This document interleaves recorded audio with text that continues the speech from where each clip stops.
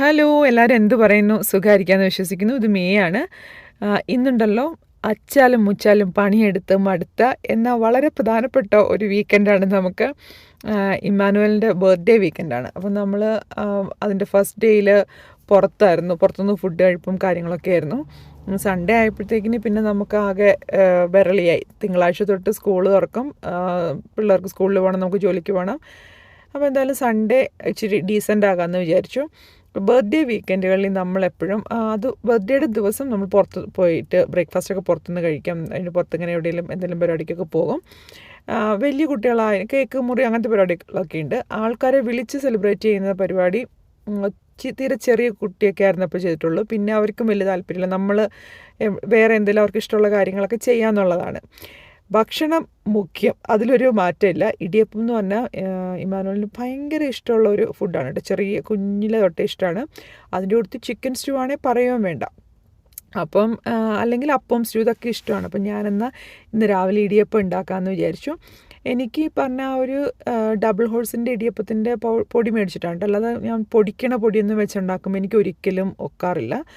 ഞാൻ ഇടിയപ്പത്തിൻ്റെ പൊടി അങ്ങനെ ഈ ഒരു ഡബിൾ ഹോഴ്സിനെ കാണുന്ന ഏതാണോ ബ്രാഹ്മിൻസോ ഏതാണോ ഉള്ളത് അത് മേടിക്കും. എല്ലാവരും ഇതിങ്ങനെ വെള്ളം തിളപ്പിച്ച വെള്ളത്തിനകത്തോട്ട് ഇട്ടെടുക്കുകയല്ല ചെയ്യുന്നത്. ഞാൻ നേരെ ഓപ്പോസിറ്റാണ് കേട്ടോ. ഞാൻ ആദ്യം ഒരു 1.5 കപ്പോളം പൊടിയെടുത്തു. എന്നിട്ട് അതിനകത്ത് ഇത്തിരി ഉപ്പിട്ട് ഇളക്കിയിട്ട് തിളച്ച വെള്ളം ഇതിനകത്തോട്ട് ഒഴിച്ച് പാകാക്കി എടുക്കുകയാണ് ചെയ്യുക. ഈ സമയത്ത് തന്നെ വെളിച്ചെണ്ണ വേണമെങ്കിൽ ഇതിൻ്റെ കൂട്ടത്തിൽ ഒഴിക്കാം, നെയ്യ് ഒഴിക്കാം. ഞാൻ കുറച്ച് കഴിയുമ്പോഴത്തേക്കിനി ഇനി എങ്ങാനും നനവ് കൂടിപ്പോയാലെന്ന് വിചാരിച്ചിട്ട് നെയ്യ് കുറച്ച് കഴിഞ്ഞേ ഒഴിക്കാറുള്ളൂ. അപ്പം നമുക്ക് ആദ്യം ഞാൻ ഈക്വൽ പാർട്സ് വെള്ളം തിളച്ച വെള്ളം ഒഴിക്കും. എന്നിട്ട് എല്ലാം ഒന്ന് മിക്സ് ചെയ്യുമ്പോൾ നമുക്കൊരു ധാരണ കിട്ടും എത്ര കൂടെ വേണമെന്ന്. അപ്പോൾ ഇത് നല്ല വെട്ടി തിളച്ചിരുന്ന വെള്ളമാണ്. എന്നിട്ട് അത് വീണ്ടും ഒന്ന് ഒഴിച്ച് ഒരു കുഴയ്ക്കാൻ പാകത്തിന് വേണ്ടി ആക്കിയെടുക്കും കേട്ടോ. സ്പൂൺ ഇട്ടിട്ട് ഇതെല്ലാം ഇളക്കി അത് കഴിഞ്ഞ് നെയ്യും കൂടെ ഒഴിച്ചിട്ട് ഞാൻ കുറച്ച് നേരം മൂടി വെക്കും. തണുത്ത് കഴിയുമ്പം കൈയിട്ട് കുഴച്ചെടുക്കും. അതാണ് പരിപാടി. ഒത്തിരി പേർക്ക് ഇടിയപ്പം ഒരു മെനക്കെട്ട പണിയായിട്ട് തോന്നിയേക്കണേ. എനിക്ക് പക്ഷേ ഉണ്ടല്ലോ ഇടിയപ്പം ഉണ്ടാക്കാനായിട്ട് ആ ഒരു ടൈം ഇത്തിരി ഒരു മാറ്ററാണ്. കാരണം നമ്മൾ ഇതൊന്ന് ഇച്ചിരി ചെറിയ തണുപ്പ് വന്നാലല്ലേ നമുക്കൊന്ന് പിഴിഞ്ഞെടുക്കാൻ പറ്റത്തുള്ളൂ. അപ്പോൾ അതനുസരിച്ച് ഒരു ലേശം പൊടിക്ക് നേരത്തെ എണീക്കണം എന്നേ ഉള്ളൂ. ജോലി ദിവസം ഞാൻ ഇടിയപ്പം ഉണ്ടാക്കാറില്ല കേട്ടോ. കാരണം എനിക്ക് പണി മെനക്കേട് കൊണ്ടല്ല, പണി എടുക്കാനായിട്ട് എനിക്ക് സൗകര്യമില്ലാത്തത് കൊണ്ട് കുറച്ച് എളുപ്പമുള്ള പരിപാടിയൊക്കെ ചെയ്യും. വീക്കെൻഡിൽ ഇടിയപ്പം ഈ പറഞ്ഞ പോലെ ഉണ്ടാക്കുമ്പോൾ നമുക്ക് ഇടിയപ്പം ഉണ്ടാക്കാൻ ഒരു വലിയ പണിയാന്ന് തോന്നില്ല.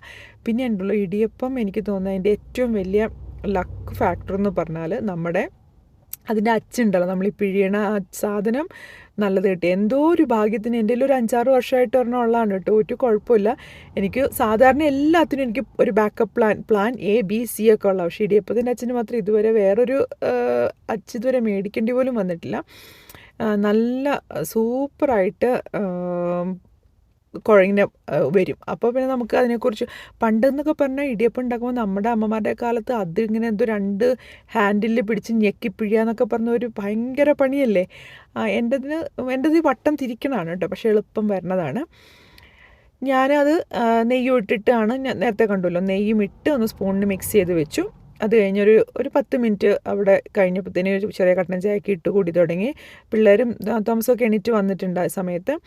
അപ്പം ഞാൻ നോക്കിയപ്പോഴത്തേന് തണുപ്പായി. ഇനിയിപ്പോൾ നമ്മൾ കൈ കൊണ്ടൊന്ന് കുഴച്ചെല്ലാം വെള്ളവും നെയ്യും ഉപ്പും എല്ലാം ഒന്ന് യോജിപ്പിച്ചെടുക്കാം. പിന്നെ ഈ ഇടിയപ്പം ഉണ്ടാക്കുമ്പോൾ നമുക്ക് വേറെ പണികൾക്ക് പോകാനായിട്ട് പറ്റാത്തതിൻ്റെ വേറൊരു കാര്യം, നമ്മളുണ്ടല്ലോ കയ്യിലും ഒക്കെ ഇതാവുന്നതുകൊണ്ടാണ്. പണ്ടൊക്കെ ഇങ്ങനെ ഒരു വലിയ ഉരുട്ടി വെച്ചിട്ട് അതിൽ നിന്ന് പിച്ചിപ്പറിച്ച് എടുത്തിട്ടാണ് ഞാൻ അച്ചിലോട്ട് ഇട്ടുകൊണ്ടിരുന്നത്. പിന്നെ ഇപ്പോൾ കുറേ കാലമായിട്ട് ഇങ്ങനെ ഓരോ തവണയും ഇടാൻ പാകത്തിനുള്ള ഒരു ഉരുളാന്ന് പറയാൻ പറ്റത്തില്ല, ആ ഒരു പോർഷനായിട്ട് ഡിവൈഡ് ചെയ്ത് ഇതിനകത്ത് വയ്ക്കും. അപ്പം നമുക്കറിയാമല്ലോ എത്രമാത്രമായിരിക്കും നമ്മുടെ ആ ഒരു ഇടിയപ്പത്തിൻ്റെ അച്ചിൽ കൊള്ളുക എന്നുള്ളത്. അപ്പോൾ ആ ഒരു രീതിയിൽ ഞാനിങ്ങനെ ഇതുപോലെ ഈ നീളത്തിലാണല്ലോ നമ്മൾ അതിനകത്തോട്ട് ഇടുന്നത്. ആ ഒരു പരുവത്തിന് കുറച്ചെണ്ണം അങ്ങനെ എടുത്ത് വെക്കുകയാണ് സാധാരണയായിട്ട് ചെയ്യുക. അങ്ങനെ ആകുമ്പോൾ നമ്മുടെ കൈ പിന്നെ ഈ ഒരു മാവിനകത്തിട്ട് ഇളക്കുക എന്നുള്ള ഒരു ബുദ്ധിമുട്ടില്ല. ഇനിയിപ്പോൾ ഇത് ഓതൻറ്റിക് ആയിട്ട് നമ്മുടെ കോട്ടയം സ്റ്റൈലിലൊക്കെ ചെയ്യുവാണെങ്കിൽ എങ്ങനെ വെച്ചാൽ ഒരു ലെയർ ഈ നൂൽപുട്ട് ഇടിയപ്പത്തിൻ്റെ ആ ഒരു ലെയർ ഇട്ടിട്ട് അതിൻ്റെ മേളിൽ തേങ്ങ ഇട്ട് പിന്നെ അടുത്തൊരു ലെയർ അതിൻ്റെ മേളിൽ, അതായത് തേങ്ങ 2 ലെയർ ഇടിയപ്പത്തിൻ്റെ അകത്ത് തേങ്ങ സാൻഡ്വിച്ചായി കിടക്കുന്ന പോലെയാണ്. പക്ഷേ ഇവർ ഈ തൃശ്ശൂർ തേങ്ങ എന്തോ അലർജി പോലെയാണ് ഇടിയപ്പത്തിൽ.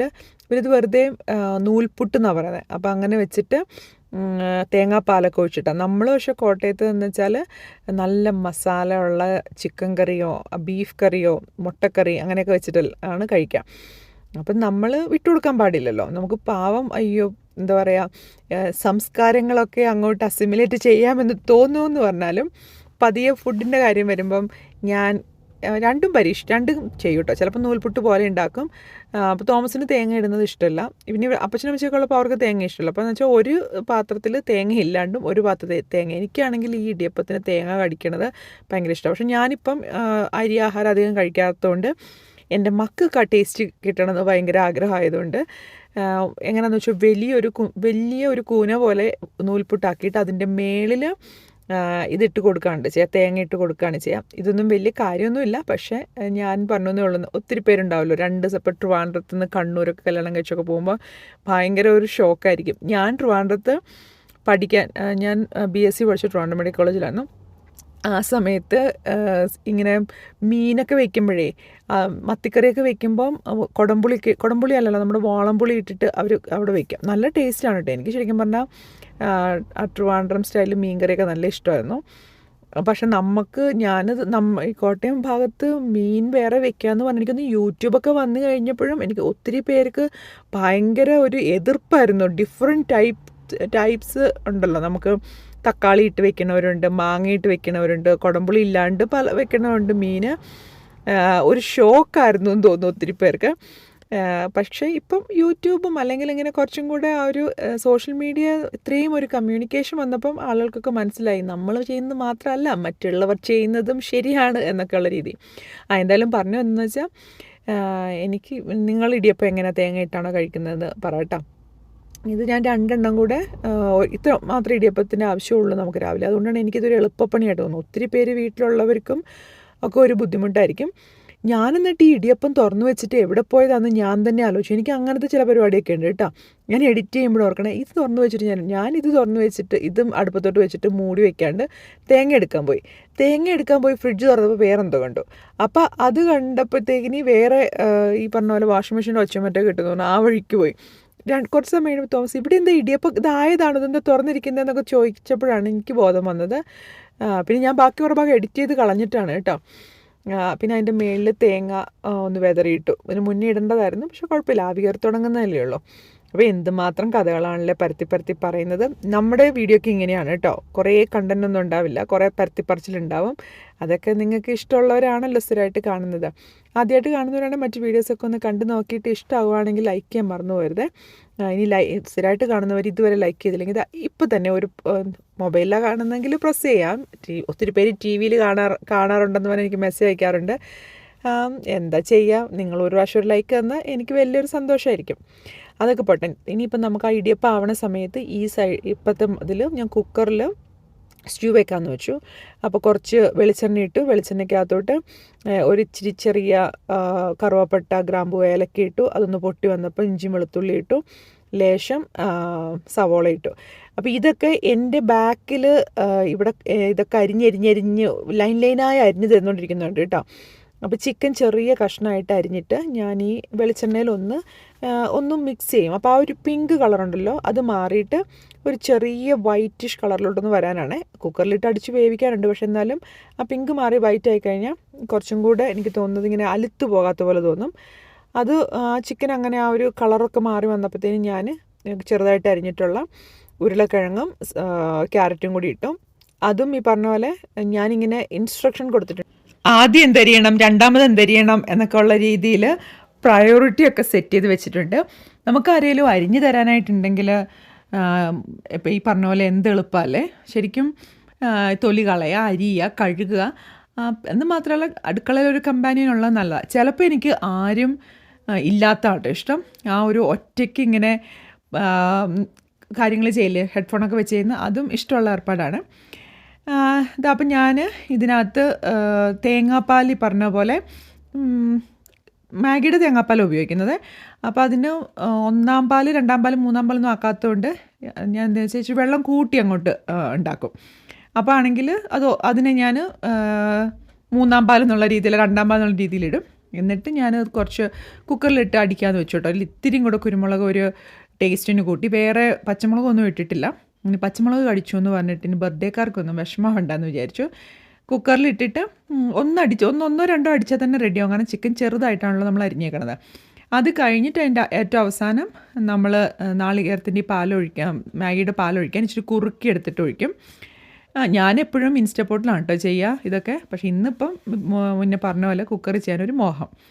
ആ സമയമൊക്കെ ആയപ്പോൾ 8:45 ആയിട്ടുണ്ടാവും. ചിലപ്പോൾ നമ്മുടെ ക്ലോക്ക് ഈ കാണുന്ന സമയം തന്നെയാണോ സമയം എന്ന് എനിക്കിപ്പോൾ സംശയം. കാരണം ഈ നവംബർ മാസത്തിൽ ടൈം മാറുമല്ലോ.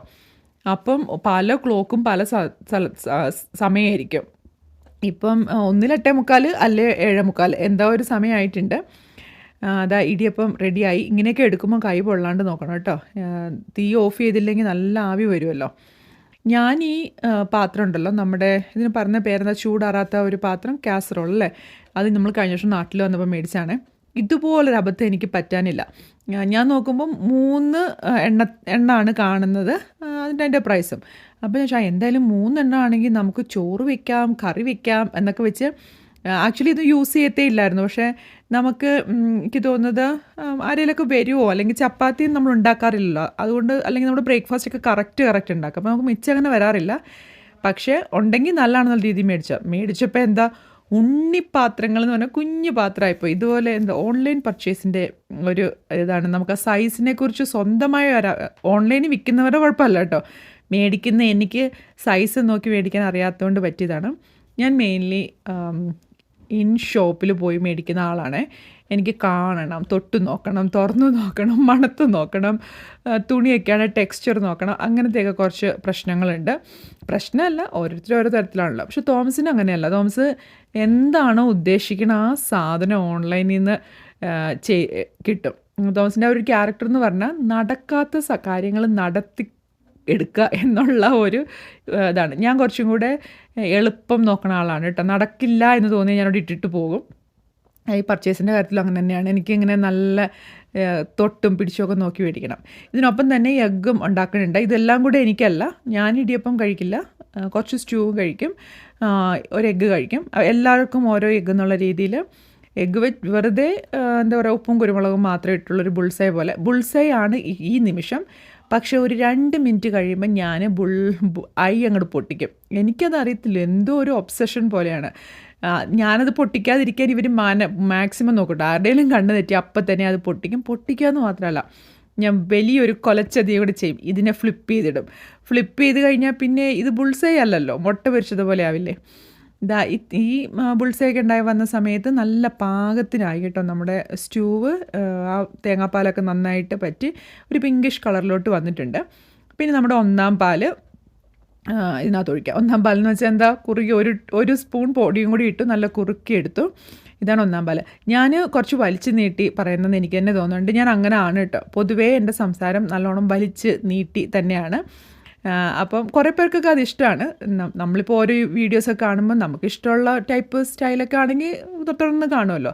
ചിലരെ നമുക്ക് കാണുമ്പോൾ നമുക്ക് തോന്നും, ഓ ഇവരുടെ വർത്തമാനം ഭയങ്കര സ്ലോ ആണ്, ഇവരുടെ വർത്തമാനം ഭയങ്കര വലിച്ചു നീട്ടലാണ്, കാണണ്ടാന്ന് തോന്നിയാൽ നമ്മൾ കാണില്ല. അപ്പം ഞാൻ ജസ്റ്റ് ഇനി എന്താ പറയുക, ചിലപ്പോൾ കമൻറ്റിലൊക്കെ വന്ന് പറഞ്ഞു നിങ്ങൾ കുറേ കാര്യം വലിച്ചു നീട്ടി പറഞ്ഞു. അതിപ്പം മാറ്റാൻ ഈ 43-ാമത്തെ വയസ്സിൽ ഇനിയിപ്പോൾ ഇതൊക്കെ എന്ത് മാറ്റാനായിട്ടാണ്, ഈ വലിച്ചു നീട്ടലൊക്കെ തന്നെയാണല്ലോ നമ്മളാക്കിയേക്കുന്നത് എന്ന് ഞാൻ അങ്ങോട്ട് സ്വയം സമാധാനിക്കും. ഇതിന് ഇപ്പം നമ്മുടെ സ്റ്റൂവിന് ഒച്ചിരിയും കൂടെ ഒന്ന് അലങ്കാരം വയ്ക്കാം. കുറച്ച് നെയ്ക്കകത്തോട്ട് ഞാൻ നമ്മുടെ എന്താ പറയുക 2 സാധനമുള്ള കിസ്മിസും അണ്ടിപ്പരിപ്പും അത് രണ്ടും കൂടെ നെയ്യിൽ വറുത്തിടണം കേട്ടോ. വെളിച്ചെണ്ണ അല്ല, നെയ്യിൽ. അപ്പോൾ നല്ല ഒരു ടേസ്റ്റ് കിട്ടും. എനിക്കിതിനകത്ത് വേറെ സാധനങ്ങളുള്ളത്, നമ്മൾ കൊഴുപ്പ് കൂട്ടാൻ വേണ്ടിയിട്ട് കോൺ സ്റ്റാർച്ച് ഇടുന്നത്, അതെനിക്ക് ഒട്ടും ഇഷ്ടമല്ല. എനിക്ക് ആ തേങ്ങാപ്പാലും ഉരുളക്കിഴങ്ങും വന്നിട്ടുള്ള ആ ഒരു കുറുക്കല ആക്ച്വലി ഞാനധികം കഴിക്കില്ല. എന്നാലും ഇവർ കഴിക്കണം എന്നുള്ള രീതിയിലാണ്. പക്ഷെ എനിക്കറിയാം സദ്യയൊക്കെ ചെയ്യുമ്പോഴോ അല്ലെങ്കിൽ കോൺ സ്റ്റാർച്ച് അങ്ങനത്തെയൊക്കെ ആഡ് ചെയ്യാറുണ്ടെന്ന്. സാറ്റർഡേ സൺഡേ ആണ് കേട്ടോ നമ്മൾ മെയിൻലി എല്ലാവരും കൂടി ഇന്ന് ബ്രേക്ക്ഫാസ്റ്റ് കഴിക്കുക. അതല്ലെങ്കിൽ ഇമ്മാനുവിൻ്റെ ബ്രേക്ക്ഫാസ്റ്റ് രാവിലെ ഒരു 6:45-7 ആകുമ്പോൾ കഴിച്ചിട്ട് അവൻ പോകും. പിന്നെ ചെറുതിനെ അവിടെ ഇവിടെയൊക്കെ നിൽക്കുന്ന സമയത്ത് നമ്മൾ വായിൽ എന്തായാലും ബ്രേക്ക്ഫാസ്റ്റ് കഴിപ്പിച്ചിട്ടേ വിടത്തുള്ളൂ എന്നുള്ളൊരു ഇതുള്ളത് കൊണ്ട് ചില സാധനമൊക്കെ അവൻ പെറുക്കി തിന്നോളും, ചിലത് കഴിക്കാതെ. പുട്ടൊക്കെ ആണെങ്കിൽ കുഴച്ചുരുട്ടി ഞാൻ അങ്ങനെ തുണി മാറുമ്പോഴും പല്ല് വെച്ചിട്ട് വരുമ്പോഴൊക്കെ ഓരോ വായ വെച്ച് കൊടുക്കും. നല്ല ശീലങ്ങളല്ല, പക്ഷെ നമ്മുടെ ഓരോ ഫാമിലിക്ക് വർക്കാവുന്ന കാര്യങ്ങൾ ചെയ്യാമെന്നുള്ളതാണല്ലോ. പിന്നെ ഞാൻ ചിലപ്പം ബ്രേക്ക്ഫാസ്റ്റ് അവിടെ വർക്കിൽ ചെന്നിട്ടായിരിക്കും കഴിക്കാം. പക്ഷേ ഈ ഒരു ഇത് എന്താ പറയുക, ഇപ്പോഴാണ് എനിക്ക് നമ്മൾ സമയം മാറ്റി വെച്ചത് കേട്ടോ. കണ്ടോ, അതിലെ സമയം നോക്ക് 10 മണി, ഇവിടെ സമയം 9. കാരണം വെച്ചാൽ ഈ പറഞ്ഞ പോലെ നമ്മൾ വിൻ്ററിലോട്ടുള്ള ടൈം മാറ്റം കാരണം. അപ്പോൾ ഏകദേശം ഒരു 9-9:15 എല്ലാ പരിപാടിയും ബ്രേക്ക്ഫാസ്റ്റൊക്കെ കഴിഞ്ഞു. ഇനി നമ്മളൊന്ന് കുറച്ച് ഷോപ്പിംഗ് സാധനങ്ങളൊക്കെ മേടിക്കാൻ വേണ്ടിയിട്ട് പോയിക്കാണേ. അധികം ഒന്നും എല്ലാം സ്ഥിരമായിട്ട് മേടിക്കുന്ന സാധനങ്ങളുകൊണ്ട് ഞാൻ ആ വീഡിയോസൊന്നും എടുത്തിട്ടില്ല. സൺഡേ ആണല്ലോ, കുറച്ച് പ്രിപ്പറേഷനൊക്കെ ചെയ്യണം. നമ്മൾ കുറച്ച് ഓർഗനൈസേഷൻ ചെയ്യാനുള്ള സാധനങ്ങളൊക്കെ മേടിച്ചിട്ടുണ്ടായിരുന്നു. പിന്നെ മീൻ ഞാൻ മാരിനേറ്റ് ചെയ്ത് വെച്ചു.